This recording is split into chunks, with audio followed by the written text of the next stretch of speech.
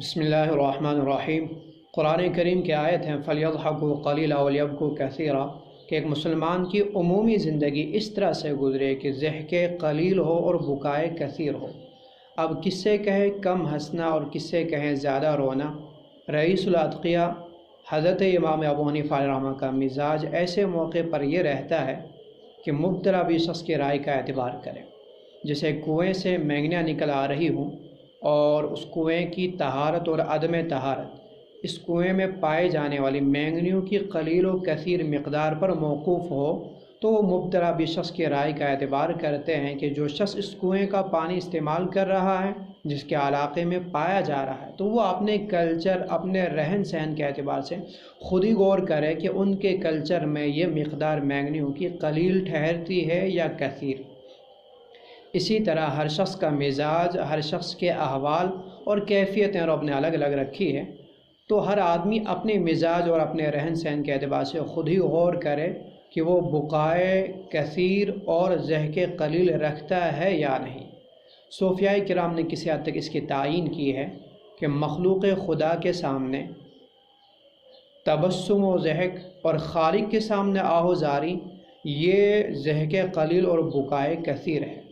حضرت تھانوی علیہ رحمہ تفاضل الاعمال کے اندر حضرت یحییٰ، حضرت عیسیٰ علیہ نبینا علیہ السلام ان دونوں پیغمبروں کا ایک واقعہ ذکر کرتے ہیں۔ یہ دونوں ہم عصر پیغمبر ہیں اور حضرت یحییٰ رشتے میں حضرت عیسیٰ کے ماموں بھی ہیں۔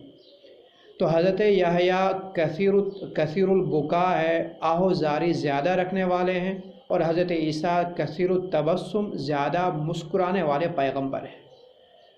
ایسے میں ان دونوں کی ملاقات ہو جاتی ہے تو حضرت عیسیٰ نے حضرت یحییٰ سے کہہ دیا، ماموں جان، کیا آپ رب کی رحمت سے اتنے نا امید ہو چکے ہو کہ جب دیکھو تب رونا، جب دیکھو تب آہوزاری؟ حضرت یحییٰ نے واپس جواب میں کہا کہ عیسیٰ، کیا رب کے غضب سے اور قہر سے تم اتنے مامون ہو کہ جب دیکھو تب تبسم، جب دیکھو تب مسکرانا؟